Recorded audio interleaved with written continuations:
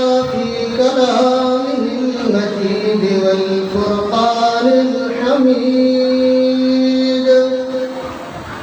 أعوذ بالله السميع العليم من الشيطان الرجيم. بسم الله الرحمن الرحيم. واتبعت ملة آبائي إبراهيم وإسحاق ويعقوب ما كان لنا أن نشرك بالله من شيء ذلك من فضل الله علينا وعلى الناس ولكن أكثر الناس لا يشكرون.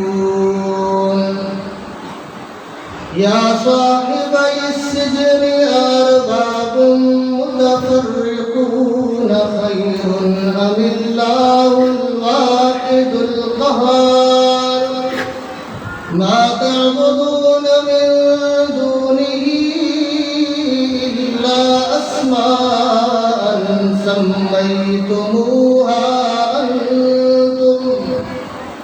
سميتموها أنتم وآباؤكم ما أنزل الله بها من سلطان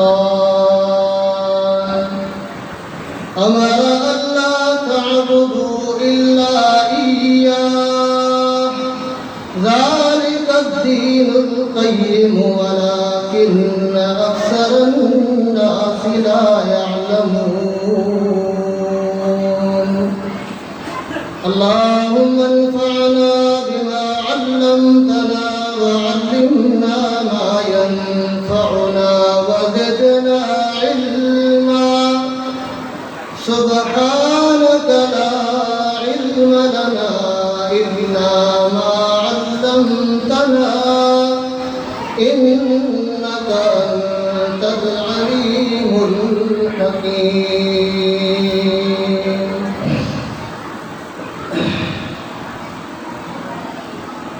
محترم عزیز دوستوں، مسلمان بھائیوں، اج آؤں تمام دوستن کے سامنے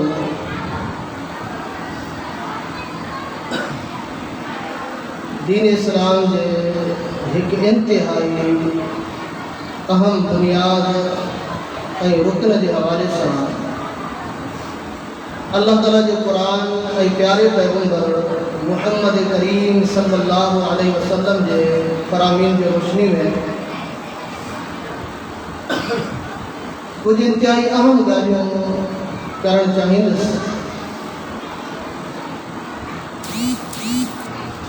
عزیز دوستو،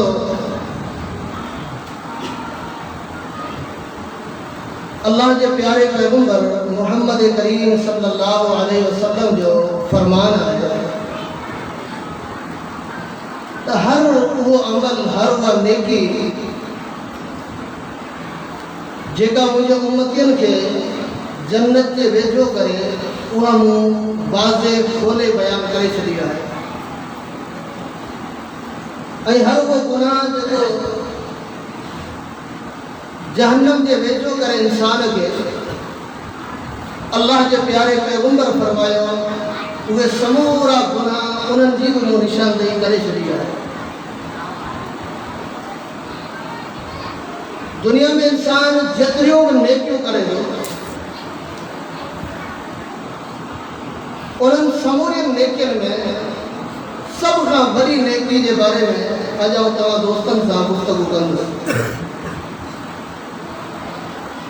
وہ نیکی ہے عقیدہ توحید.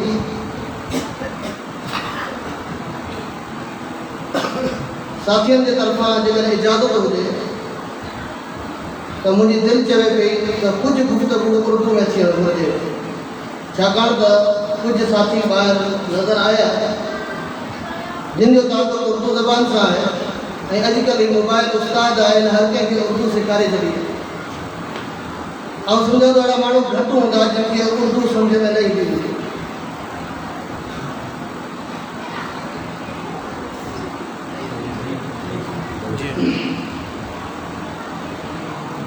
तौहीद दीन इस्लाम की बुनियाद है। जितनी नेकियां बंदा दुनिया में करता है, उन तमाम नेकियों में सबसे भारी नेकी अकीदा तौहीद है। और अगर यूं कहा जाए कि अगर बंदे के पास तौहीद ना हो और बाकी जितनी नेकियां हों, हज भी हो, उम्रे भी हो, अल्लाह के दीन के लिए सफ़र भी हो, नमाजें भी हो, ज़कात, सदकात, खैरात, जितनी नेकियां दुनिया के अंदर की जाती है, इस्लाम ने बताई है, वो सारी नेकियां अगर किसी के पास हैं और अकीदा तौहीद नहीं है तो उसकी एक नेकी अल्लाह ताला की बारगाह में काबिल कबूल नहीं है। उसकी सारी मेहनत, सारी जदोजहद और काविशें, वो सब ज़ाया है। अल्लाह ताला के यहाँ एक नेकी भी उसकी कबूल नहीं होती। ये फतवा मेरा नहीं है। अल्लाह रब्बुल इज़्ज़त ने कुरान करीम के अंदर सूरह अनआम, कुरान करीम की सूरत है, उसमें एक जगह पर अल्लाह रब्बुल इज़्ज़त ने 18 नबियों के एक दूसरे के पीछे एक के बाद दीगरे उनके नाम जिक्र किए थे। और पूरे कुरान में ऐसा कोई मकाम नहीं है जहाँ पर अल्लाह सुब्हानहू व तआला ने एक जगह पे 18 नबियों के नाम लिए थे। वो वाहिद मकाम सूरह अनआम है। 18 नबियों का जिक्र करने के बाद अल्लाह सुब्हानहू व तआला ने क्या फरमाया? फरमाया वलौ अशरकू लहबिता अन्हुम मा कानू यअमलून। अगर ये 18 पैगंबर अल्लाह की जात के साथ शिर्क कर देते तो मैं इनकी नेकियां भी ज़ाया कर देता। आप अंदाजा लगाएं और सोचें कि जिन लोगों का अल्लाह ताला इंतखाब करता है, जिन्हें चुनता है तौहीद की दावत पहुंचाने के लिए, वो कभी शिर्क तो कर सकते ही नहीं। अल्लाह का नबी पैगंबर कभी शिर्क नहीं कर सकता। लेकिन उसके बावजूद अल्लाह ताला ने ये क्यों कहा? आपको और हमें समझाने के लिए, तौहीद की गैरत पैदा करने के लिए, तौहीद की फजीलत समझाने के लिए और ये एहसास दिलाने के लिए कि जितनी भी नेकियां हों, अगर तौहीद बंदे के पास नहीं है, अकीदा दुरुस्त नहीं है, तो अल्लाह रब्बुल इज़्ज़त नबियों की नेकियां ज़ाया कर दे सकता है। तो आपकी और हमारी नेकियों की क्या औकात है जिनसे हम भी मुतमईन नहीं है कि पता नहीं कबूल हो रही है नहीं हो रही। बस नमाज़ें पढ़ रहे हैं, रोज़े रख रहे हैं, हम खुद भी मुतमईन नहीं है। बहुत सी कोताहियां हैं, बहुत सी खामियां हैं हमारी नेकियों में।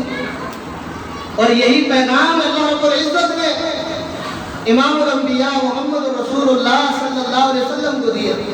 कुरान करीम में फरमाया वलक़द ऊहिया इलैका व इलल्लज़ीना मिन क़ब्लिका लइन अशरकता लयहबतन्न अमलुका व लतकूनन्न मिनल खासिरीन। ओ मेरे महबूब मोहम्मद करीम सल्लल्लाहु अलैहि वसल्लम, ये पैगाम हमने आपसे पहले जितने भी नबी आए हैं उन सब की तरफ भेजा है और आपको भी यही पैगाम देते हैं लइन अशरकता, अगर आपने अल्लाह की जात के साथ शिर्क किया, लयहबतन्न अमलुका, अल्लाह रब्बुल इज़्ज़त तौहीद के मामले में इतने गयूर है कि आपकी नेकियों को भी ज़ाया कर देंगे। वलतकूनन्न मिनल खासिरीन, और कल क़यामत के दिन आप भी खसारा उठाने वालों में से हो जाएंगे। अल्लाह रब्बुल इज़्ज़त किसको कह रहे हैं? अंबिया के इमाम सैयदुल अंबिया इमामुल अंबिया मुहम्मद रसूलुल्लाह सल्लल्लाहु अलैहि वसल्लम को अल्लाह रब्बुल इज़्ज़त मुखातब होकर फरमा रहे हैं कि अगर शिर्क आपने نے بھی کیا تو آپ کی نیکیاں بھی ضائع ہو جائیں گی۔ حالانکہ وہی بتانا چاہتا ہوں اللہ کے نبی کبھی بھی شرک نہیں کر سکتے، لیکن اللہ رب العزت نے قرآن کریم کے اندر انبیاء سے خطاب کیا ہمیں سمجھانے کے لیے کہ شرک کتنا خطرناک گناہ ہے اور توحید کتنی اللہ کی بہت بڑی نعمت ہے۔ اس لیے اللہ کے عظیم پیغمبر حضرت یوسف علیہ السلام اللہ رب العزت کی اس نعمت کا شکریہ ادا کرتے ہیں۔ فرمایا وَاتَّبَعْتُ مِلَّةَ آبَائِي ابراہیم و اسحاق و یعقوب، میں نے پیروی کی ہے میرے باپ دادوں کی ملت اور دین کی، اور وہ باپ دادے وہ نہیں جو ان پڑھ ہیں، جنہیں لکھنا نہیں آتا پڑھنا نہیں آتا، جنہیں دین کا کوئی شعور نہیں، ایسے باپ دادے نہیں، بلکہ فرمایا ابراہیم جو اللہ کا خلیل گزرا ہے، اسحاق جو اللہ کا نبی گزرا ہے، یعقوب جو اللہ رب العزت کا پیغمبر گزرا ہے، ان کے طریقے پہ میں زندگی بسر کر رہا ہوں۔ ما کان لنا ان نشرک باللہ من شیء، ہمارے لیے یہ کبھی بھی جائز نہیں، ہمارے لیے کوئی گنجائش نہیں، ہمیں یہ مناسب ہی نہیں لگتا کہ ہم اللہ کی ذات کے ساتھ کسی کو شریک ٹھہرائیں۔ ذالک من فضل اللہ علینا وعلی الناس ولکن اکثر الناس لا یشکرون، یہ تو اللہ کا ہمارے اوپر بہت بڑا فضل ہے، بہت بڑی مہربانی ہے کہ اللہ رب العزت نے اس عزت بھری پیشانی کو اپنی ذات کے سامنے جھکانے کی توفیق دی ہے۔ کسی اور کے سامنے یہ پیشانی جھکتی نہیں، کسی کے سامنے سجدہ کرتے نہیں، ساری امیدیں اللہ کی ذات کے ساتھ وابستہ ہیں جس نے ہمیں پیدا کیا ہے۔ ہماری ضرورتیں پوری کرنے والی ذات بھی وہی ہے جو پیدا کر سکتا ہے، وہ ضرورتیں بھی پوری کر سکتا ہے۔ ذالک من فضل اللہ علینا وعلی الناس ولکن اکثر الناس لا یشکرون، لیکن فرمایا بہت سے لوگ دنیا کے اندر ایسے ہیں کہ اللہ کی اس نعمت کا شکر بھی ادا نہیں کر سکتے۔ اللہ نے اگر انہیں توحید کی سمجھ دی ہے تو وہ اللہ کی اس نعمت کا شکر ادا نہیں کرتے۔ یہ تو بہت بڑی نعمت ہے، اللہ نے کسی کو مان دیا ہے، بڑے بڑے شکریہ اللہ کے ادا کیے جاتے ہیں۔ اللہ نے کسی کو اولاد دی ہے، اللہ کا شکریہ ادا کرتے ہیں، لیکن توحید جیسی عظیم نعمت اللہ تعالیٰ کا شکر بھی ادا کرنے کے لیے لوگ تیار نہیں ہیں۔ ہم اہل الحدیث ہیں، اللہ کے فضل سے توحید کی نعمت سے اللہ نے ہمیں نوازا ہے، لیکن ہمیں اس نعمت کی قدر کرنی چاہیے اور اللہ رب العزت کا شکر ادا کرنا چاہیے۔ آگے کیا فرمایا؟ کہاں بیٹھے ہیں حضرت یوسف علیہ السلام؟ جیل میں بیٹھے ہوئے ہیں۔ ہم تو باہر بھی جہاں کھلے میدان ہیں دعوت کے، ہم وہاں بھی توحید سے دعوت کا آغاز نہیں کرتے۔ کہتے ہیں لوگ ناراض ہو جائیں گے، لوگ بگڑ جائیں گے، لوگ جو ہے وہ مائنڈ کریں گے، محسوس کریں گے، اور اگر ہم نے پہلی مرتبہ توحید کی دعوت دی لوگوں کو تو اگلی بات ہماری سننے کے لیے کوئی تیار نہیں ہوگا۔ لیکن اللہ کے نبی ہے حضرت یوسف علیہ السلام، جیل کے اندر بندے کو اپنی فکر ہوتی ہے کہ کب میری رہائی ہوتی ہے، کب میری ضمانت ہوتی ہے، کب میری بیل پاس ہوتی ہے کہ میں جیل سے باہر نکلوں۔ لیکن اللہ کے پیغمبر، اللہ کے جو نبی ہیں، انہیں جیلوں کے اندر بھی اللہ کی توحید کی فکر ہے، اللہ کی توحید کی فکر ہے۔ یہ اتنی بہت بڑی نعمت ہے۔ فرمایا یا صاحب السجن ارباب متفرقون خیر ام اللہ الواحد القہار، او میرے جیل کے ساتھیوں مجھے یہ بتاؤ کہ الگ الگ خدا جو لوگوں نے بنائے ہوئے ہیں، یہ الگ الگ رب اور خدا بہتر ہے، ام اللہ الواحد القہار، یا ایک زبردست سب سے بڑا طاقتور غالب اللہ رب العزت اکیلا بندے کے لیے کافی ہے یا نہیں؟ اندازہ لگائے وہاں بھی دعوت دے رہے ہیں، ما تعبدون من دونہ الا اسماء سمیتموها انتم وآباؤکم، یہ بھی نہیں کہ صرف توحید ربوبیت بیان ہے، بلکہ شرک کا رد بھی ہے کہ جن جن کی تم عبادت کرتے ہو یہ تو نام بھی تم نے بنائے ہوئے ہیں، یہ کتوں والی سرکار، یہ بلوں والی سرکار، یہ فلاں سرکار، یہ فلاں سرکار، ان کے نام بھی تم نے رکھے ہیں۔ اللہ رب العزت نے ان سے مانگنے کے لیے، ان کے سامنے جھکنے کے لیے ما انزل اللہ بہا من سلطان، اللہ نے تو ایک دلیل بھی نازل نہیں کی کہ ان کو پکارا جائے، ان کے ساتھ اپنی امیدیں وابستہ جائیں، اللہ نے تو ایک دلیل بھی نازل نہیں کی۔ اور آگے کیا فرمایا؟ اگر سیدھے دین پہ چلنا چاہتے ہو، اگر درست دین پہ چلنا چاہتے ہو، لوگ آج پریشان ہے کہ صحیح کوئی پتہ نہیں حق کیا ہے، کوئی پتہ نہیں کون سا سیدھا راستہ ہے۔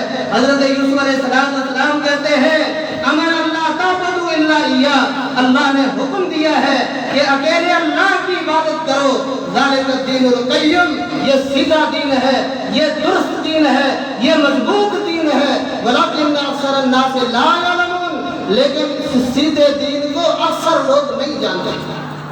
لوگ تو کہتے ہیں دنیا کے اندر کہ جہاں اکثریت ہے، جہاں زیادہ لوگ ہیں، بندے کو وہ جماعت، وہ مذہب، وہ مسلک اختیار کرنا چاہیے، لیکن اللہ کا قرآن کیا کہتا ہے، اللہ کا پیغمبر کیا کہتا ہے، وَلَكِنَّ أَكْثَرَ النَّاسِ لَا يَعْلَمُونَ، لوگوں کی اکثریت اللہ کی توحید کو نہیں جانتی۔ توحید پہ چلنے والے، توحید پہ قائم رہنے والے بہت سے کم لوگ ہوتے ہیں، بہت ہی کم لوگ ہوتے ہیں۔ تو میرے بھائیوں، اللہ تعالیٰ کی توحید کو سمجھو، رب کی وحدانیت کو سمجھو، اور انتہائی افسوس سے کہنا پڑتا ہے، انتہائی افسوس سے کہنا پڑتا ہے ہم مسلمان ہیں، ہماری طرف اللہ نے آخری پیغمبر محمد کریم صلی اللہ علیہ وسلم کو نبی بنا کے بھیجا، ہمارے پاس اللہ کے پیغمبر کی محفوظ حدیثیں موجود ہیں، اللہ کے نبی کی طرف نازل ہونے والی عظیم کتاب قرآن مجید موجود ہے، جس کے بارے میں رب نے فرمایا اِنَّا نَحْنُ نَزَّلْنَا الذِّكْرَ وَإِنَّا لَهُ لَحَافِظُونَ، اس کتاب کو ہم نے نازل کیا ہے اور اس کی حفاظت کرنے والے بھی ہم ہی ہیں۔ وہ کتاب بھی موجود ہے، اور ہم غیر مسلموں کو، دوسرے لوگوں کو دین کی دعوت دینے کے لیے نکلتے ہیں، اور خود ہم سے پوچھا جائے، ہم مسلمانوں کی جماعتیں ہیں، ان سے پوچھا جائے اللہ کہاں ہے، اللہ کہاں ہے؟ جب کسی کو یہ پتا نہ ہو کہ اللہ کہاں ہے، وہ کیا دین کی دعوت دے گا؟ کچھ لوگ کہتے ہیں اللہ ہر جگہ موجود ہے، کچھ لوگ کہتے ہیں اللہ عرش پر مستوی ہے۔ جب مسلمانوں کی یہ حالت ہو کہ ان کو یہاں تک پتا نہ ہو، اور ایک ایسے مسئلے میں اتفاق نہ ہو کہ ان کا رب کہاں ہے جس کی عبادت کرتے ہیں، تو ہماری دعوت اثر انداز کیسے ہوگی؟ لوگ جو غیر مسلم ہیں، نان مسلم ہیں، اور دوسرے لوگ ہیں، ہماری دعوت کو کیسے قبول کریں؟ کچھ لوگ کہتے ہیں اللہ کے لیے کوئی طرف مقرر نہ کرو، کہ اللہ اوپر ہے یا نیچے ہے، دائیں ہے یا بائیں ہے، کوئی طرف اللہ کے لیے مقرر نہیں ہونا چاہیے، اور اللہ کے لیے کوئی مکان بھی مقرر نہ کرو کہ متعین مکان کے اللہ فلاں جگہ پر ہے۔ اور یہ ایسا نظریہ ہے، یہ صوفیت کا نظریہ ہے، اسلام کا متضاد نظریہ ہے۔ جب ہم قرآن پڑھتے ہیں تو قرآن نے اللہ کی ذات کے لیے طرف بھی مقرر کیا ہے، اور قرآن نے اللہ کی ذات کے لیے مکان بھی مقرر کیا ہے، مکان بھی مقرر ہے۔ قرآن کریم کی ایک آیت نہیں ہے، قرآن کی 7 آیتیں ہیں، قرآن کریم کی 7 آیتیں ہیں۔ اللہ رب العزت خود اپنی ذات کے بارے میں بتاتے ہیں الرحمن علی العرش استوی، رحمان عرش کے اوپر مستوی ہے۔ رحمان کہاں ہے؟ عرش کے اوپر مستوی ہے۔ ہم کہتے ہیں نہیں، ہر جگہ موجود ہے، اللہ ہر جگہ موجود ہے۔ میرے بھائیوں، اگر آپ کسی کو فون کریں کہ بھائی آپ کہاں ہیں، وہ کہیں میں مچھی میں ہوں، اور دوسرے لوگ آپ کو کہیں گے نہیں یہ بندہ مچھی میں نہیں ہے، یہ اسلام کوٹ میں بھی ہے، یہ نوکوٹ میں بھی ہے، یہ ڈکلو میں بھی ہے، تو جو اپنی ذات کے بارے میں بتا رہا ہے اعتماد اس کی بات پہ ہوگا، یا لوگ جیسے کہیں گے اس کی بات پہ اعتماد کیا جائے گا؟ سیدھی بات ہے، جو اپنی ذات کے بارے میں خود خبر دے رہا ہے۔ تو اللہ رب العزت اپنی ذات کے بارے میں خود بتا رہے ہیں کہ رحمان عرش پر مستوی ہے، رحمان عرش پر مستوی ہے۔ قرآن کی 7 آیتیں، ایک آیت سورہ طٰہٰ میں ہے، اور باقی مختلف صورتوں میں قرآن کریم کی 7 آیتیں موجود ہیں۔ اور آئیے ہم اگر قرآن کریم کا مطالعہ کرتے ہیں، احادیث کا مطالعہ کرتے ہیں، انبیاء کے نظریات کو دیکھتے ہیں، تو ان کا نظریہ بھی یہ ہے کہ اللہ اوپر ہے۔ اللہ کہاں ہے؟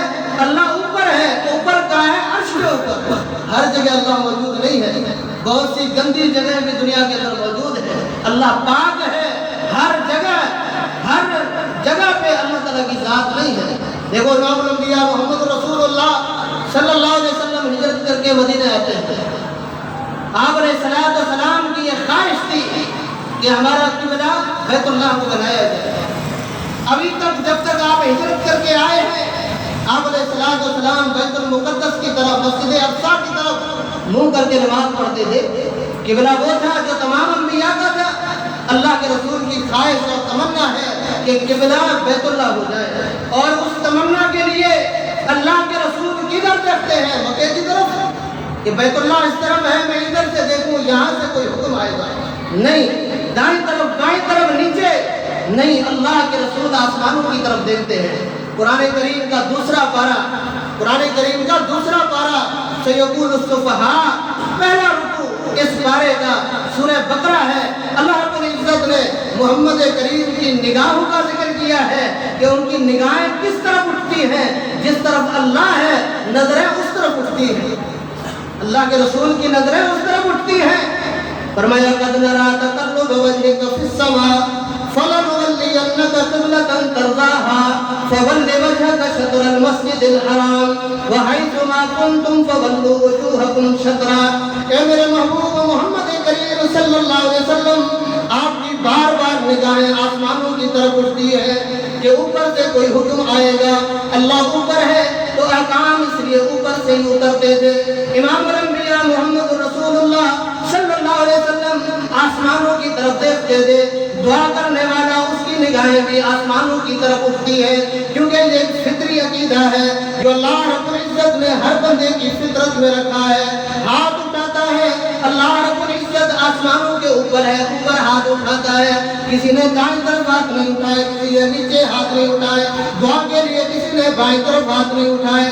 جب بھی بندہ ہاتھ اٹھاتا ہے آسمانوں کی طرف اس لیے کہ اللہ اوپر ہے. فرمایا امام الانبیاء محمد رسول اللہ صلی اللہ علیہ وسلم آپ کی نگاہیں آسمانوں کی طرف اٹھتی ہے. قد نرى ہم دیکھ رہے ہیں تقلب وجهك في السماء فلنولينك قبلة ترضاها. جس قبلے کو آپ پسند کرتے ہیں وہی قبلہ ہم بدل کر آپ کو دے دیں گے. بیت المقدس کے مقابلے میں بیت اللہ آپ کو قبلہ بنا کے دیتے ہیں لیکن یہ قبلے کی تبدیلی بھی بہت بڑی آزمائش ہوگی. اہل ایمان کے لیے اہل اسلام کے لیے بہت بڑی آزمائش ہوگی. وما جعلنا القبلة التي كنت عليها إلا لنعلم من يتبع الرسول ممن ينقلب على عقبيه. فرمایا یہ قبلہ بھی اس لیے تبدیل کرتے ہیں کہ ہم ایمان والوں کا امتحان لینا چاہتے ہیں کہ کون محمد کریم کی پیروی کرتا ہے اور کون جو ہے اپنی ایڑیوں کے بل پیچھے جو ہے وہ لوٹ جاتا ہے کہ یہ کون سا دین ہے. اتنے دن تو ادھر منہ کر کے نماز پڑھ رہے تھے اور آج تو ادھر منہ کر کے نماز پڑھ رہے ہیں. ان مسلمانوں کے ساتھ کون چل سکے گا؟ ہم تو نہیں چل سکتے. اللہ رب العزت فرماتے ہیں اہل ایمان کا ہم نے امتحان لیا, اہل ایمان کا امتحان لیا اور اس امتحان میں اولئک الذین امتحن اللہ قلوبہم للتقوی, جن کے دلوں کے اللہ نے امتحان لیے وہ کیسے پاک ہوئے. مسجد قبلتین میں وہ نماز پڑھ رہے ہیں, حالت نماز میں نماز کے دوران ایک بندہ آتا ہے کہتا ہے کہ محمد کریم صلی اللہ علیہ وسلم نے حکم دیا ہے قبلہ تبدیل ہو گیا ہے. نماز کے دوران ہی اپنے قبلے کو تبدیل کر دیتے ہیں. یہ نہیں کہتے کہ یہ آج تو یہ نماز پوری کر لیتے ہیں, یہ رکعت پوری کر لیتے ہیں, اس کے بعد پیغمبر کے حکم پہ چلیں گے. ہم تو یہی کہتے ہیں نا, چھوڑو یار کچھ وقت رہنے دو بعد میں عمل کر لیں گے. تو میرے بھائیوں اللہ رب العزت کی ذات آسمانوں کے اوپر ہے, عرش کے اوپر ہے, محمد کریم صلی اللہ علیہ وسلم اوپر دیکھ رہے ہیں. اور آئیے قرآن کریم کھولیے. قرآن کریم اللہ رب العزت نے قرآن کریم کے اندر ایک صحابی کا نام لیا ہے اور اس کا واقعہ ذکر کیا ہے جس صحابی کو اللہ کے رسول نے اپنا بیٹا بنایا ہوا تھا. آپ علیہ السلام کا حقیقی بیٹا نہیں تھا, منہ بولا بیٹا تھا. اللہ کے نبی نے اس کو بیٹا بنایا ہوا تھا. حضرت زید رضی اللہ تعالی عنہ, حضرت زید نے شادی کی حضرت زینب سے. حضرت زینب اور حضرت زید کے آپس میں تعلقات ازدواجی تعلقات درست نہیں چل پا رہے تھے. اللہ کے رسول بار بار سمجھا رہے ہیں کہ زید کو زینب کو طلاق نہیں دو, لیکن آپ علیہ السلام نے جب معاملات کی سنگینی دیکھی حالات کی تلخیاں دیکھی تو آپ علیہ السلام نے دیکھا کہ زینب اور زید ان کے ازدواجی تعلقات، شوہر بیوی والے تعلقات یہ قائم نہیں رہ سکیں گے، ان کو جو ہے طلاق واقع ہو جائے گی۔ اگر زید نے طلاق دی تو شادی میں کروں گا، لیکن اللہ کے رسول نے اس بات کو دل میں چھپایا ہوا تھا، اس بات کو دل میں چھپایا ہوا تھا، اس لیے کہ لوگ کہیں گے کل جس کو بیٹا بنایا تھا آج اس کی بیوی سے شادی کر رہا ہے۔ لیکن اللہ نے دین کو چھپا رہنے نہیں کیا۔ اللہ رب العزت نے وہاں ذکر کیا فلما قضا زید منها وطرا زوجناکہا، جب زید نے اپنی ضرورت پوری کی، معاملات نہیں چل سکے، طلاق ہو گئی، تو اللہ کے رسول صلی اللہ علیہ وسلم ہم نے زینب کی شادی آپ سے کروا دی۔ ہم نے زینب کی شادی اللہ کے حکم سے، اللہ نے آسمانوں سے حکم نازل کیا کہ جو منہ بولا بیٹا ہے یہ حقیقی بیٹا نہیں ہے، یہ وراثت میں وارث نہیں ہے، اس کی بیوی جو ہے نا اس کے ساتھ شادی آپ کر سکتے ہیں کیونکہ وہ آپ کا حقیقی بیٹا نہیں ہے۔ اور حضرت زینب کیا کہا کرتی تھی اللہ کے رسول کی دیگر ازواج مطہرات کو، بیویوں کو، صحیح بخاری کھولیے کتاب التفسیر، حضرت زینب رضی اللہ تعالی عنہا دیگر اللہ کے نبی کی جو بیویاں امہات المومنین تھی ان کے اوپر فخر کرتی تھی اور کہتی تھی زوجکن اہالیکن وزوجنی اللہ من فوق سبع سماوات۔ اللہ اکبر، اللہ نے یہ چور دروازے بند کرنے تھے، یہ باطل نظریات کے دروازے اللہ رب العزت نے بند کرنے تھے۔ حضرت زینب کہتی تھی وہ اللہ کے نبی کی بیویوں، تمہاری شادیاں تمہارے وارثوں نے کروائی ہیں، تمہارے ولیوں نے کرائی ہیں، تمہارے خاندان والوں نے کرائی ہیں، اللہ کے رسول کے ساتھ وَزَوَّجَنِيَ اللَّهُ مِنْ فَوْقِ سَبْعِ سَمَاوَاتٍ، اور اللہ رب العزت نے میری شادی 7 آسمانوں سے اوپر سے اللہ تعالیٰ نے میری شادی محمد رسول اللہ سے کروائی ہے۔ اللہ کہاں ہے؟ حضرت زینب کہاں بتا رہی ہے؟ اور اللہ کے رسول کی وہ بیوی کی یہ حدیث مسلمانوں تک محفوظ ہو کر پہنچی اس لیے کہ یہی حق تھا کہ اللہ 7 آسمانوں کے اوپر، اللہ رب العزت 7 آسمانوں کے اوپر ہے۔ اور معراج کے موقع پہ اللہ کے نبی کہاں گئے تھے؟ اللہ اگر ہر جگہ موجود ہے تو کیا مکے سے جب آپ علیہ السلام مسجد اقصی کی طرف جا رہے تھے تو مکے میں اللہ موجود نہیں تھا؟ مسجد اقصی میں پہنچے اللہ وہاں نہیں تھا؟ پھر وہاں سے براق میں سوار ہو کر جبریل کے ساتھ 7 آسمانوں کے اوپر گئے ہیں، سدرۃ المنتہا تک گئے ہیں، وہاں حضرت جبریل رک جاتے ہیں، محمد کریم صلی اللہ علیہ وسلم اور اوپر جاتے ہیں۔ کیوں اوپر جا رہے ہیں؟ اوپر کیا ہے؟ کس سے ملنے جا رہے ہیں؟ اللہ کے بندو سوچو، یہ توحید ہے، یہ عقیدہ ہے، اس توحید کے بغیر اللہ ایک نیکی بھی اپنے بندے کی قبول نہیں کرتا۔ جب ہمیں یہی پتہ نہ ہو کہ ہمارا رب کا ہے، ہمارے رب کا ہم مسلمانوں کو پتہ نہ ہو تو ہم کیا کر سکتے ہیں؟ اور یہاں تک بھی کہنے والوں نے کہا، حالانکہ اللہ کے رسول صلی اللہ علیہ وسلم اللہ تعالیٰ سے ہم کلام ہوئے، اللہ تعالیٰ سے ہم کلام ہوئے، لیکن کہنے والوں نے یہ بھی کہہ دیا یہاں تک کہ آپ اوپر گئے اور اوپر گئے، یہاں تک کہ اللہ کی ذات کے ساتھ بغل گیر ہوئے، اللہ کو گلے لگایا محمد رسول اللہ نے۔ یہ دنیا کا بہت بڑا جرم ہے، نہ اس کا ذکر قرآن میں ہے اور نہ محمد رسول اللہ صلی اللہ علیہ وسلم کی حدیث میں ہے۔ فَأَوْحَىٰ إِلَىٰ عَبْدِهِ مَا أَوْحَىٰ، اللہ نے وحی کی ہے محمد رسول اللہ صلی اللہ علیہ وسلم کی طرف۔ میرے بھائیوں، اپنے نظریات کو درست کرو، اپنے توحید کو چیک کرو، اور قرآن نازل ہوتا ہے تو اوپر سے، جبریل آتا ہے اوپر سے، جن چڑھتے ہیں اللہ کے احکام چوری کرنے کے لیے اوپر چڑھتے ہیں۔ سورج جن کو کھول کے دیکھو، کیونکہ اللہ اوپر ہے، احکام اوپر سے آتے ہیں، اللہ کی ذات 7 آسمانوں کے اوپر موجود ہے، قرآن کی 7 آیتیں موجود ہیں، 7 آیتیں۔ آئیے توحید کے حوالے سے دوسرا اہم مسئلہ انتہائی اہم، لوگ دعاؤں کے اندر وسیلے اور طفیل دعائیں مانگتے ہیں، وسیلوں سے، فلاں کے وسیلے سے، فلاں کی طفیل سے، اللہ فلاں غوث اعظم فلاں کی طفیل میری اس دعا کو قبول کرنا۔ میرے بھائیوں، قرآن ہر مسلمان کے گھر میں موجود ہے۔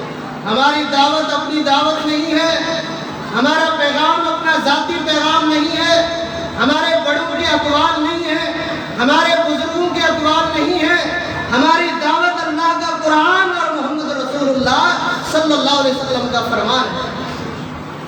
آئیے، اگر یہ واسطہ اور طفیل دعاؤں کے اندر جائز ہوتا کہ فلاں کے طفیل سے وسیلے سے دعا مانگنی ہے، چلو ایک دعا تو اللہ قرآن میں ہمیں بھی سکھاتا نا، ابراہیم علیہ السلام کی طفیل سے وسیلے سے، نوح علیہ السلام کی طفیل سے ایک دعا تو سکھاتا۔ قرآن کی کتنی دعائیں ہیں۔ اور دوست ایسے لوگ ہیں جو چہل ربنا کے نام سے اسٹیکر بنواتے ہیں، چہل ربنا، یعنی قرآن کی ایسی 40 دعائیں جو ربنا سے شروع ہوتی ہیں، جو ربنا سے شروع ہوتی ہیں، اور 40 دعاؤں کے اندر کوئی وسیلہ موجود نہیں ہے۔ قرآن کی 40 دعائیں ہیں ربنا، اے ہمارے رب، درمیان میں کوئی نہیں ہے، درمیان میں کوئی نہیں ہے۔ بھائی کیوں؟ اس لیے یہ کہتے ہیں گناہگاروں کی اللہ سنتا نہیں ہے۔ یہ اللہ کی ذات کے اوپر بہت بڑا الزام ہے، اللہ کی ذات پر یہ بہت بڑا الزام ہے۔ کھولیے قرآن، اللہ نے تو محمد کریم کو کہا کہ میں گناہگاروں کی سنتا ہوں اور میرا پیغام گناہگاروں کو دینا، یہ میرا پیغام ان لوگوں کو دینا جو گناہگار ہیں۔ اللہ نے گناہگاروں کو پیدا کیا ہے اور اللہ گناہگاروں کی سنتا نہیں۔ فرمایا قل لعبادی الذین اسرفوا علی انفسہم لا تقنطوا من رحمت اللہ ان اللہ یغفر الذنوب جميعا۔ اور میرے محبوب محمد کریم صلی اللہ علیہ وسلم کہہ دیجئے، یہ پیغام پہنچا دیجئے میرے ان بندوں تک جو اپنے اوپر گناہ کر کے ظلم کر چکے ہیں، زیادتیاں کر چکے ہیں اپنی ذات کے ساتھ۔ گناہگار تو یہ سمجھتا ہے کسی کی عزت لوٹ رہا ہوں تو ظلم اس کے ساتھ کر رہا ہوں، کسی کی زمین پہ قبضہ کر رہا ہوں تو جس کی زمین ہے ظلم اس کے ساتھ کر رہا ہوں، اگر قتل کر رہا ہوں تو اس کے ساتھ ظلم ہے جو مقتول ہے۔ لیکن قرآن کہتا ہے گناہگار سب سے پہلے تو ظلم اپنے اوپر کرتا ہے، گناہ کر کے اللہ کے عذاب کو دعوت دیتا ہے۔ قل عبادی الذین اسرفوا علی انفسہم لا تقنطوا من رحمت اللہ۔ میرے محبوب، میرے ان گناہگار بندوں کو یہ پیغام دیجئے جنہوں نے ظلم کیے ہیں، گناہ کیے ہیں، زیادتیاں کی ہیں، کہ لا تقنطوا من رحمت اللہ، اللہ کی رحمت سے کبھی مایوس نہ ہونا۔ بڑے جبوں والے، بڑی پگڑیوں والے، بڑی تسبیحوں والے، بڑے داموں والے کہیں کہ اللہ گناہگاروں کی نہیں سنتا۔ اللہ رب العزت کہتے ہیں لا تقنطوا من رحمت اللہ، اور گناہگاروں میری رحمت سے کبھی مایوس نہ ہونا، میری رحمت سے کبھی نا امید نہ ہونا۔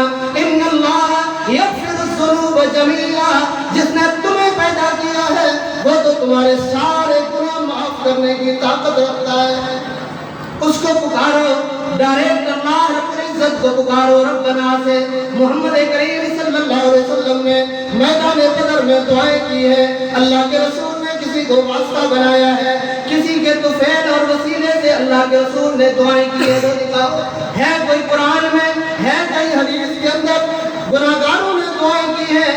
اللہ کے نبی کے بعد حضرت عمر فاروق رضی اللہ تعالیٰ عنہ کے دور مبارک میں کہت آتا ہے، کہت سالی آتی ہے، اللہ کے رسول کے صحابی امیر المومنین عمر بن خطاب رضی اللہ تعالیٰ عنہ حضرت عباس کے پاس جاتے ہیں۔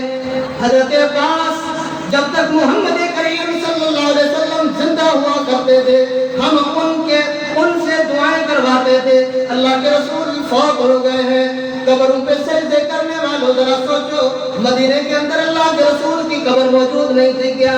مدینے میں کہا آیا ہے حضرت عمر فاروق رضی اللہ تعالیٰ عنہ محمد کریم کی قبر کو چھوڑ کے حضرت عباس کے پاس جاتے ہیں۔ حضرت عباس آپ اللہ کے رسول کے چچا ہے، زندہ لوگوں سے دعا کروانا جائز ہے، آئیے کہتا آ گیا ہے آپ چل کے دعا کریں اللہ رب العزت بارش برسا دے۔ ہم پریشان ہیں، جانور پریشان ہیں، زمین خشک ہو گئی ہے، مردہ ہو گئی ہے، بارش کے پانی سے اللہ اس زمین کو زندہ کر دے۔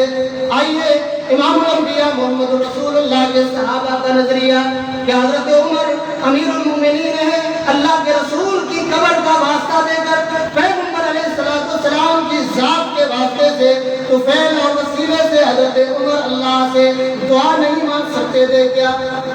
اس لیے کہ یہ چیز دین نہیں ہے، اللہ کے رسول نے یہ تربیت نہیں کی۔ اللہ گناہ گاروں کی سنتا ہے بغیر واسطے کے جتنی دعائیں ہیں، دعاؤں کی کتابیں ہیں، اللہ کے رسول سے جتنی دعائیں منقول ہیں، بیماری کے وقت، پریشانی کے وقت، سونے کے ٹائم، جاگنے کے ٹائم، کھانے کے وقت جتنی دعائیں ہیں اس میں بندے کا تعلق اللہ کے رسول نے اللہ کی ذات کے ساتھ جوڑا ہے، اپنی ذات کے ساتھ نہیں۔ امام الانبیاء محمد رسول اللہ ہجرت کا سفر کرتے ہیں، آپ علیہ السلام غار حرا میں جاتے ہیں، غار ثور میں جاتے ہیں، دشمنوں نے پیچھا کیا، پہنچ گئے۔ حضرت ابوبکر صدیق نے کہا اللہ کے رسول دشمنوں نے پیچھا کیا ہے اور ہم پکڑے گئے۔ اللہ کے رسول حضرت ابوبکر کی گود میں سوئے ہوئے، کہاں سوئے ہوئے ہیں؟ اللہ کے رسول ابوبکر صدیق رضی اللہ تعالی عنہ کی گود میں سوئے ہوئے ہیں۔ یہ نہیں کہا ابوبکر پریشان کیوں ہوتے ہو، تمہاری گود میں کون سویا ہوا ہے؟ تمہاری گود میں کون سویا ہوا ہے؟ لوگ تو یہاں سے پکارتے ہیں، کہتے ہیں شیخ عبد القادر جیلانی ہماری دعائیں سنتا ہے۔ کہاں سے؟ بغداد سے۔ وہ بغداد میں ہے، مرید مٹھی میں ہے، بغداد والا مٹھی میں دعائیں سن رہا ہے، اور یہ نبیوں کا امام ابوبکر صدیق کی گود میں سویا ہوا ہے۔ محمد کریم نے تربیت کیا کی، کہا ابوبکر لا تحزن ان اللہ معنا، ابوبکر پریشان مت ہونا، اللہ کی ذات ہمارے ساتھ ہے، مدد اللہ کی ہے۔ قرآن نے یہی تعلیم دی ہے، ایاک نعبد و ایاک نستعین۔ لائیے کوئی دلیل، لائیے کوئی قرآن کی آیت، کوئی حدیث مبارکہ جس کے اندر اللہ کے رسول نے مردے کے وسیلے سے دعا مانگنا سکھائی ہو۔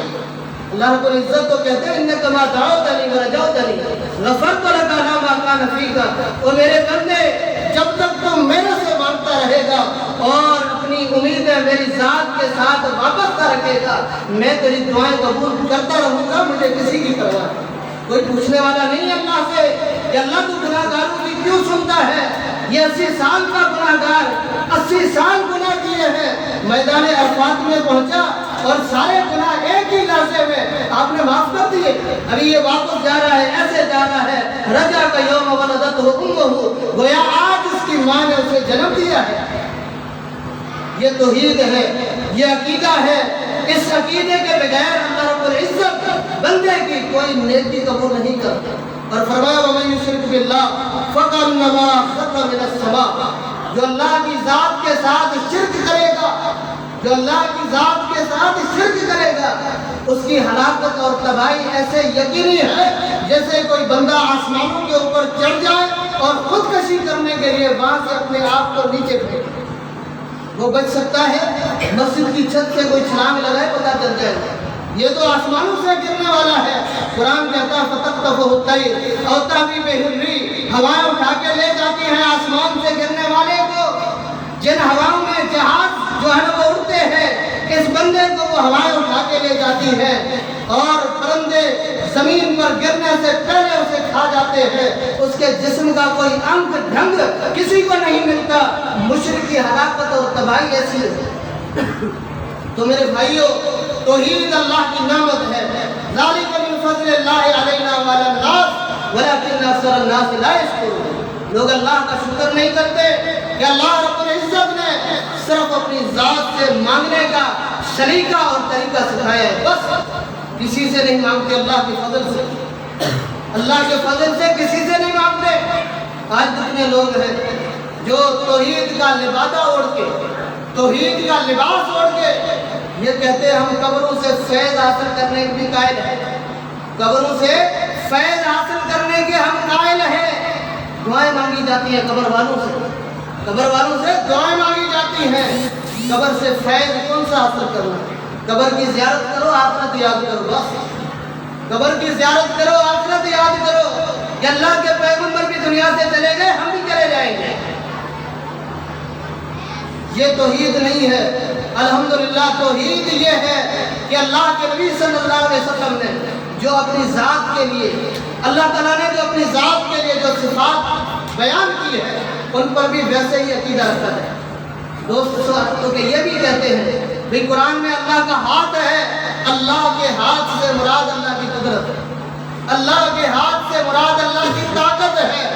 نہیں، قرآن کریم میں اللہ کے ہاتھ کا ذکر ہے، حدیث میں اللہ کے ہاتھ کی انگلیوں کا ذکر بھی ہے، اللہ کے ہاتھ کی انگلیوں کا ذکر بھی ہے کہ قیامت کے دن اللہ ایک انگلی پہ آسمان اٹھائے گا، دوسری انگلی پہ زمین اٹھائے گا، تیسری انگلی پہ جبل اٹھائے گا، چوتھی انگلی پہ پانی اٹھائے گا، ایسے انگلیوں کا ذکر بھی ہے۔ اور ہمارا عقیدہ ہے کہ اللہ کے ہاتھ ہے، اللہ کے ہاتھ سے مراد قدرت نہیں ہے، اللہ کے ہاتھ سے مراد طاقت نہیں ہے، اللہ کے ہاتھ ہے۔ کیسے ہے؟ جیسے اس کے شان کے لائق ہے۔ ہمیں جتنا بتایا گیا ہے ہم اتنا ہی ایمان رکھتے ہیں۔ اگر اللہ کے ہاتھ سے مراد قدرت ہے تو اللہ رب العزت حضرت آدم کے بارے میں کہتے ہیں خلقتہ بیدی، میں نے آدم کو اپنے دونوں ہاتھوں سے پیدا کیا۔ کیا معنی کریں گے؟ اگر ہاتھ کا معنی قدرت کریں، ہاتھ کا معنی طاقت کریں، تو کیا اللہ نے حضرت آدم کو دو طاقتوں سے پیدا کیا ہے؟ اللہ نے حضرت آدم کو دو قدرتوں سے پیدا کیا ہے۔ وہ رب جو کہتا ہے کن فیکون، ہو جا وہ کام ہو جاتا ہے، اس اللہ کی آدم کو پیدا کرنے کے لیے ایک قدرت نے کام نہیں دیا، دو قدرتیں جمع ہوئی تو آدم علیہ السلام پیدا ہوئے۔ یہ نظریات قرآن کے خلاف ہے۔ قرآن میں اللہ کے پاؤں کا ذکر بھی ہے۔ اللہ کا پاؤں ہے، کیسے ہے؟ جیسے اس رب کے شان کے لائق ہے، جیسے اس رب کے شان کے لائق ہے۔ ہاتھ تو بیوی کا بھی ہے، ہاتھ ماں کا بھی ہے، ہاتھ باپ کا بھی ہے۔ سارے ہاتھ جب مخلوق کے برابر نہیں ہے تو خالق کا ہاتھ اور مخلوق کا ہاتھ برابر کیسے ہو سکتا ہے؟ کیسے برابر ہو سکتے ہیں؟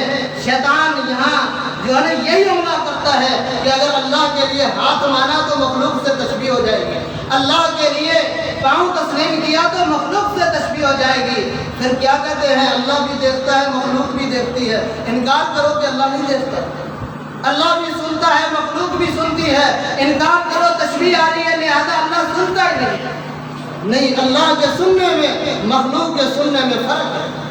مخلوق کے سننے کی کیفیت یہ ہے کہ 15 سال کا جوان اپنے ساتھی کے ساتھ مسجد میں ایک صف میں پاؤں کے ساتھ پاؤں ملا کے کھڑا ہو کر پڑھ رہا ہوتا ہے۔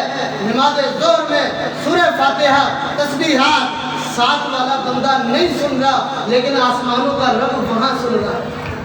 اللہ کے سننے میں اور بندے کے سننے میں فرق ہے۔ بندے کے سننے میں فرق ہے۔ 3 فٹ پہ کھڑا، 4 فٹ پہ امام نماز میں کیا پڑھ رہا ہے ہمیں کوئی پتہ نہیں۔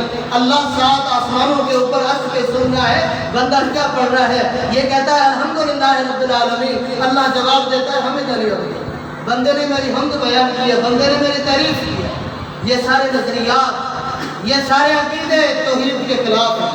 اللہ کی ذات کے بارے میں، اللہ کی صفات کے بارے میں، اللہ کے اسماء کے بارے میں، تمام معاملات میں اللہ کو یکتا ماننا ہے۔ اللہ کی ذات کے ساتھ کوئی شریک نہیں، اللہ کی ذات کے ساتھ کوئی شریک نہیں ہے۔ آج دیکھو لوگ تعویذ باندھتے ہیں، اللہ کے رسول نے فرمایا جس نے تعویذ باندھا اس نے شرک کیا۔ کسی کی گردن دیکھو، کسی کا بازو دیکھو، کسی کی ٹانگ دیکھو، ہر جگہ پہ تعویذ لٹکے ہوئے ہیں۔ اللہ کے بندو، یہ اگر تعویذ فروشی جائز ہوتی تو اللہ کے رسول بھی کوئی دکان کھول کے بیٹھ جاتے۔ جو بیمار ہوتا، جو جنگ میں شہید ہوتا، جو زخمی ہوتا، جو جس کے ساتھ پریشانی ہوتی، آپ علیہ السلام اس سے 500 روپے لے کر اس کو تعویذ دے دیتے۔ آج اگر یہ گتی نشین مسائل حل کر رہے ہیں تو کیا اللہ کے رسول اپنے ساتھیوں کے مسائل حل نہیں کر سکتے تھے؟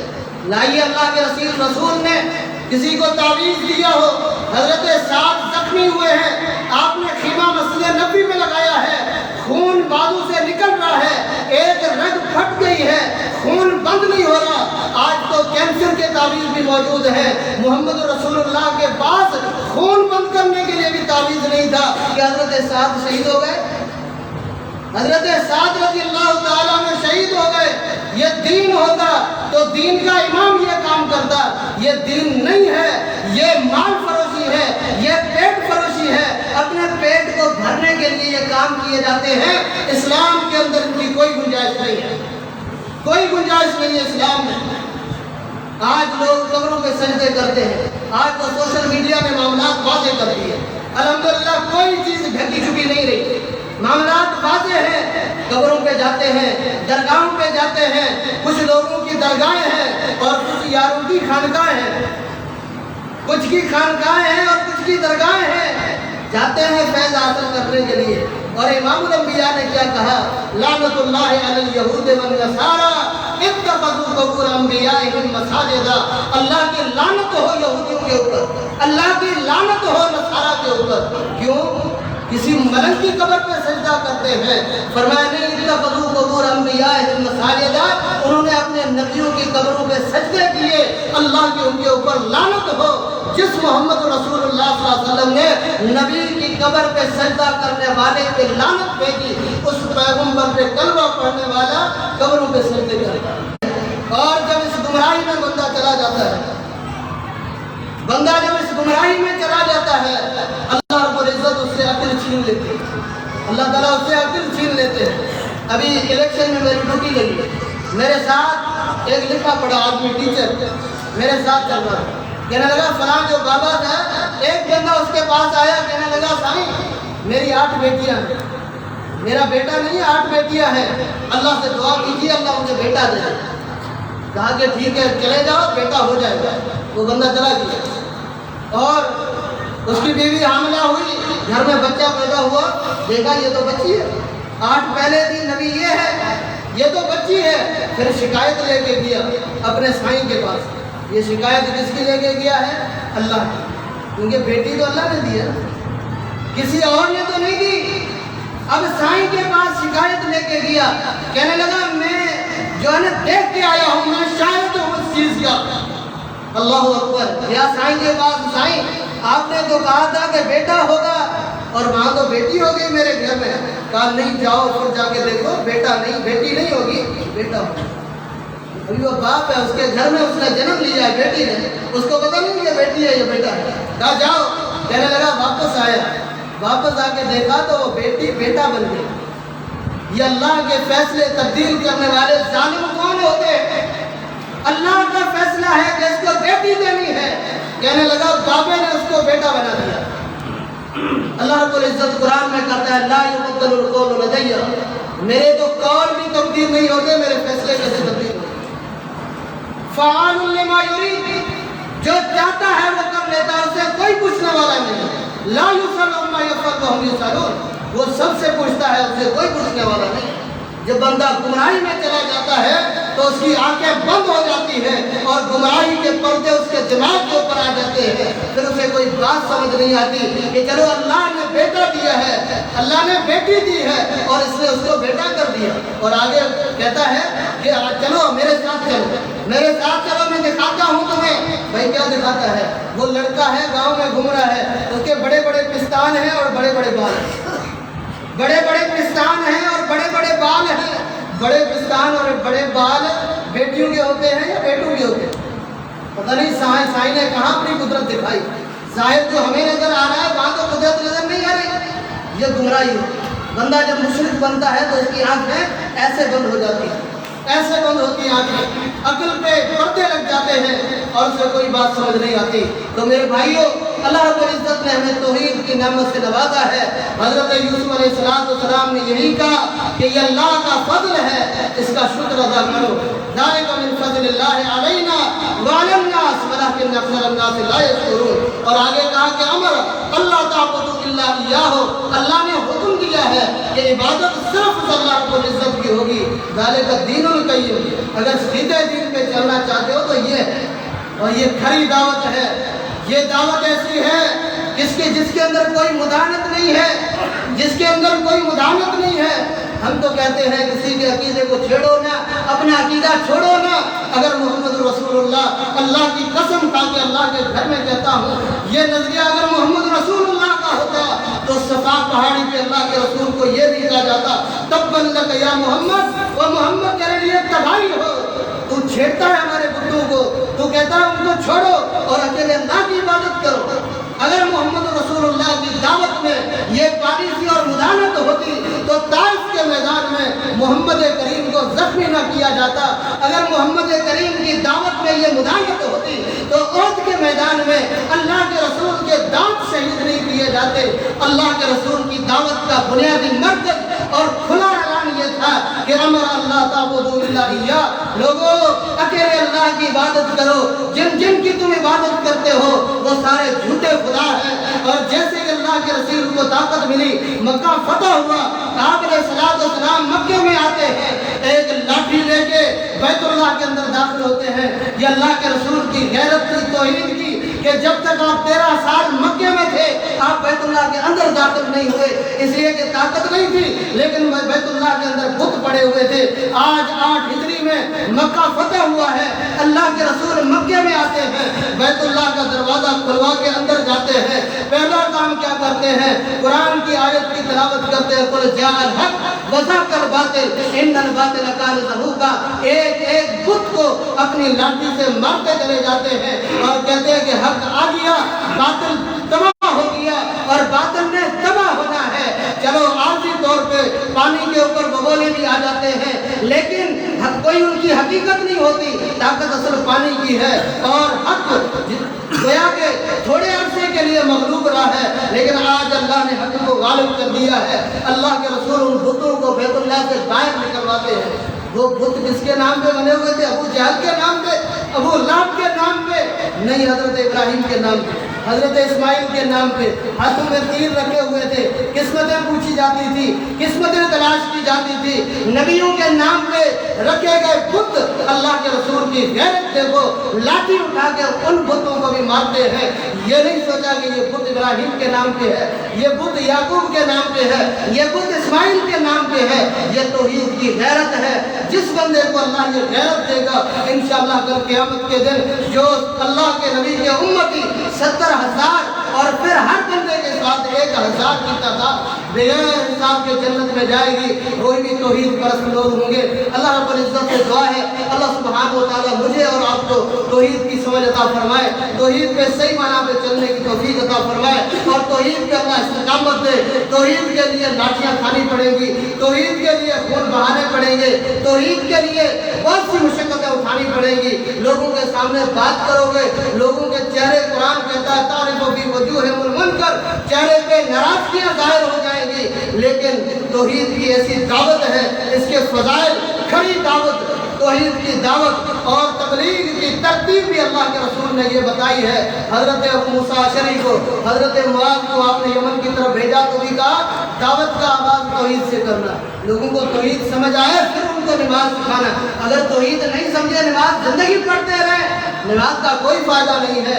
जब तौहीद पक्के तौहीद में हो जाए तो फिर उनको नमाज का हुक्म दे, ताकि उनकी नमाज भी उनके लिए फ़ायदेमंद साबित हो। अल्लाह ताला मुझे और आपको अमल करने की तौफीक अता फरमाए। व आखिर दअवाना अनिल हम्दुलिल्लाहि रब्बिल आलमीन। आखिर में असां मशकूर आहियूं, असांजी जमात जो नौजवान साथी साजिद लंजो ऐं ॿिया लंजा बिरादरी जेके बि हिन मस्जिद सां दोस्त मुंसलिक आहिनि, उन्हनि दोस्तनि ही प्रोग्राम रखियो आहे ऐं काफ़ी टाइम खां वीचारा राब्ते में हो साजिद असां सां डायरेक्ट पाण बि, त असांखे टाइम ॾियो। अल्हम्दुलिल्लाह अॼु दिलि ख़ुशि थी वियो तव्हांजो प्रोग्राम ॾिसी करे। इंतिहाई बहितरीनु कामयाबु प्रोग्राम, मिठी शहर जे ॿियनि मस्जिदनि वारनि दोस्तनि जे लाइ साजिद हिकिड़ो वॾो पैगाम ॾिनो आहे त तमाम अल्लाह जे दीन ख़ातिर हिन क़िस्म जा प्रोग्राम करियो। अल्लाह जे दीन जे लाइ जेको ख़र्च कंदासीं अल्लाह ज़ाया कोन कंदो। अल्लाह रब्बुल इज़्ज़त साजिद ऐं संदसि जेके बि बाहमेली मुंहिंजा दोस्त आहिनि, अल्लाह ताला उनजो कावश पंहिंजे बारगाह में क़बूल फरमाए। हिन प्रोग्राम खे अल्लाह ताला उन्हनि जे अमालनामे में सदक़े जारिया जे हैसियत में अल्लाह ताला लिखाए छॾे मलाइकनि सां। ऐं अल्लाह रब्बुल इज़्ज़त असां गुनाहगारनि जा अचनि तव्हांजो अचनि जो ॿियो ॿुधाइण सभिनी दोस्तनि जो क़बूल मंज़ूर फरमाए। वस्सलामु अलैकुम व रहमतुल्लाहि व बरकातहू।